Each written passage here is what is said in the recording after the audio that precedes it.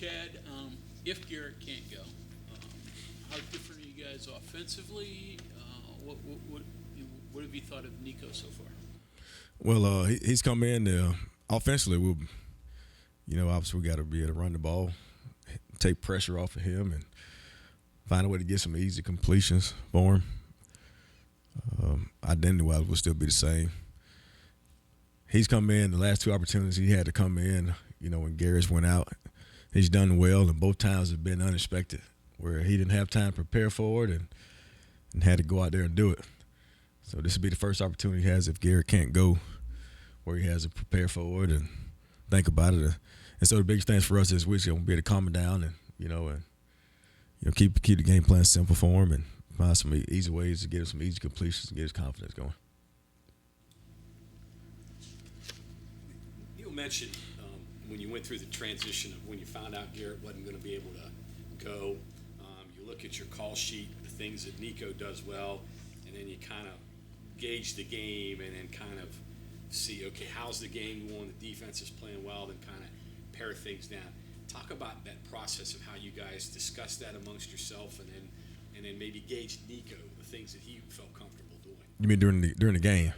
'Cause it all happened. Yeah, it happened. It happened abruptly too. It was real quick, and we had to make some changes immediately. But the biggest thing, we stuck to the game plan as far as the run game went, and so we kept it really simple with him as far as the pass games. Really just kind of stuck to the RPOs that he's really comfortable with. And that's pretty much what we stuck with.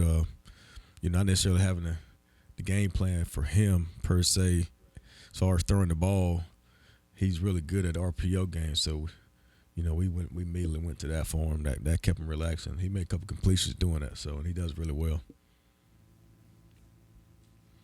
How different do you think Nico would be with a full week of practice versus the 2 times he's gotten in his spells? I'd say different in the sense where he'll be a little more prepared to go out there and be able to execute more of the game plan than what he's been able to do in the 2 times he's had the opportunity to go in the game, because he'll have all week to prepare for it. And he's a football kid. He's a football junkie. He loves it, man. And he'll spend just about every day in his office outside of required time in position meetings and practice with Coach Reagan, going over that game plan over and over. So, he'll be able to do a lot more than what he has in the past 2 opportunities he's had, knowing that he'll have more time to prepare for it.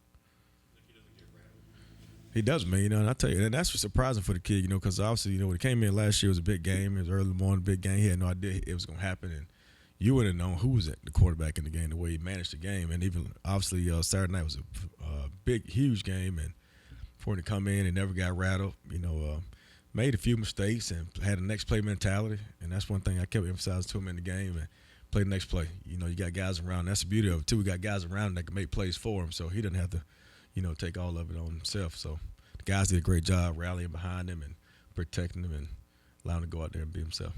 Is that kind of the message to him? Hey, trust your guys. You don't have to win the game. Trust the game plan, trust the players around you, and manage it. Exactly. That's exactly what it was. Manage the game. Don't lose the game for us. Just take care of the ball. That was the biggest thing. Take care of the ball. And obviously we had one incident where he dropped the snap and we lost that one. But outside of that, take care of the football. Don't lose the game for us, and put the ball in play and allow the guys around you to make the plays for you. What's your conversation like with CJ after the penalty? Great run, bad day. I mean, are the things you can tell us that are PG-13? Yeah, I can't tell you the thing that I was that I actually said to him, but same time though, he understood. The best thing about that kid, he's smart. He understands it. He knew he made the mistake before I even got to him. So when the guys have that kind of self-awareness where they know the mistakes they made before the coach get on to them. I mean those kind of responses you want. He took ownership for it,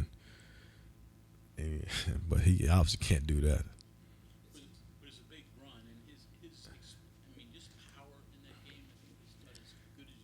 Man, I tell you, I was so proud of that kid, man. He was in the zone.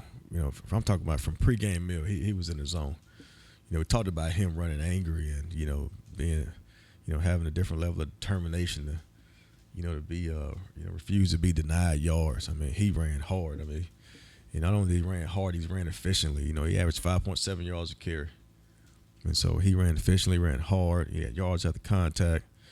I mean, he was in his zone on top of having a stacked box. I mean, I think we ran the ball total 51 times, and I mean it was like running against goal line defense every snap. So for him to be able to find yards beyond what was blocked, and also be able to find some yards beyond just 4 or 5 yards was really good. Really proud of the way he ran. I believe he was. He was, and and I thought he had an opportunity to hit a big one too, and he had a good explosive run, but he did. And those guys feed off each other, man. But yeah, he did have an opportunity to do that, and he did some good things. Good teams can put to bed good wins quickly and move on. Does it help that you've got Texas Tech in front of you, and it seems like all your guys are aware of the struggles that you've had against them? Absolutely, and those guys are ready to move on. Heck, yesterday, when they were all coming in, they check in for treatment and get their meals. They were all ready to put that one to bed and get going on Texas Tech yesterday. Very mature group. Understand, the challenges and the issues we had in the past with those guys, and the opportunity that we got this week, and who we are now as a football team, and how much we've grown and how much they've grown together as a football team. So no problem putting that away. I mean, those guys are ready to move on. What's been the biggest issue offensively when you played them? Not executing. And when I say not execute, not being able to, control the trenches, like we have here, last week, for example, and not being able to pitch and catch. We had some one-on-one opportunity we had in the past, and we haven't been able to come down with those 50-50 balls. And so those are the two things that we got to be able to come out and do. And I'm talking about do it early and now and consistently. Is be able to control the trenches, be able to run the football effectively, get downhill, and then we got to be able to pitch and catch. Got to be able to make contested catches as well. After Nico's fumble, we saw CJ come back and pick him up and put his arm around him. Yeah. Something like that. Say about it. That's huge, man, and those are the things. That's the togetherness we have as a group. Talked about that way back in the spring and all season about doing things. I deal with light them up. Coming in the building with a great attitude, and so you got your candle lit. So if somebody else is down and need a little pick me up, you can light those guys up. So we started doing that way back in the springtime. Carried that on throughout the summertime and fall camp about lifting each other up. We're gonna face adversity. There's gonna be some times where things gonna get down. We don't need to point the finger or get down on one another, but light them up. So that was huge. He did that right away. Noticed that right away. And Garrett did the same thing. Like I said, I remember mentioning it to you guys 2 weeks ago when we had the drops. He wasn't soaking and getting down on the guys. He was lifting them back up. Said we'll go get the next one. So that's just the togetherness we got in this offense and the chemistry those guys have amongst one another. And that was something that helped Nico continue to move forward too. Do you challenge your offensive linemen Tuesday and Wednesday in those heavy days, or do they know what's happened the last couple of games? No, they know it. They know it. No, they absolutely know it. Yeah. Bless you. Thank you. Speaking of that offensive line, obviously a lot of expectations for them. Have they lived up to what you thought? There's no question. I'm so proud of those guys. It's funny because, we had 211 yards total offense. So did they, right? And I've said, to you guys here recently that great teams do what it is they do, even though teams know that's what they got to do to win ball games. And particularly when we lost Garrett, and they had a pretty good idea we weren't going to be able to pass the ball as much as we wanted to, and we were still able to control the clock and went down the trenches and run the football and be effective running the football. And that's what great teams do. And I thought up front, man, we were physical. And we moved people around and created space, created lanes against a very good defense. Was it gratifying? I mean, they wanted to come in here and out-physical you and run it down your throat, and you ended up winning a game the way they wanted to play it. Exactly right. Very gratifying. Not satisfied, very gratifying though. And we could have kept going, but to hear those guys, those offensive linemen say, "Coach, keep running the football." It was a couple of times where Coach Brown said, what's a good drive start? What's a good pass play? What's a good way to get it going?" And all the coaches across the board said that the best pass play is to hand the ball off to one of the running backs. And so, and those guys won it, man. That was good, and that's how we won that football game. I thought those guys trained. We were physical. I thought we out tough those guys, and And so they did a great job. We sustained it too. We started out that way and we finished that way. I'd love to finish that last drive in the end zone. That's probably the most dissatisfying thing, not to finish that last drive in the end zone.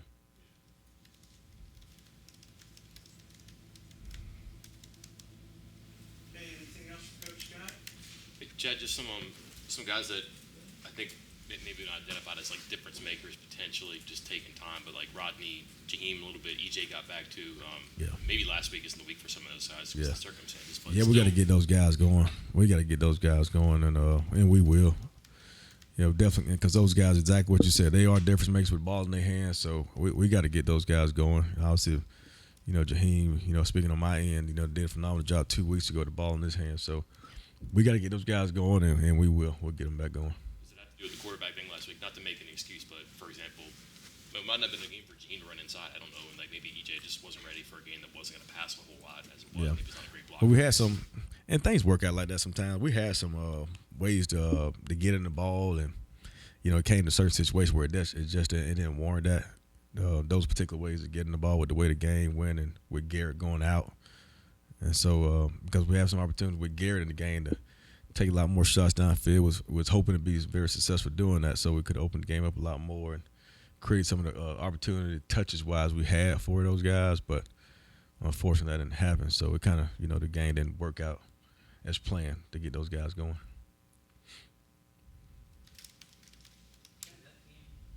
This game defined your personality of your offense. Absolutely. I really do. It was a brawl. That's exactly what it was. And man, what an opportunity for those linemen to go out there and in a situation we know like that game plan didn't necessarily call for us to run the ball 51 times.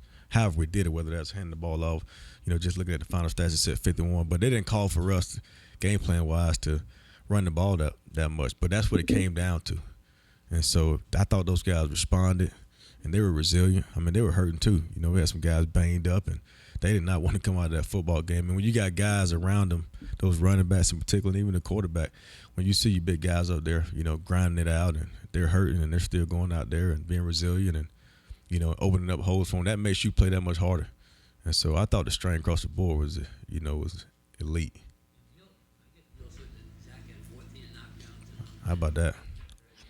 How many games have you ever seen? That's amazing. And and you know, speaking of the 14 knockdowns, a couple of those knockdowns about 14 yards downfield.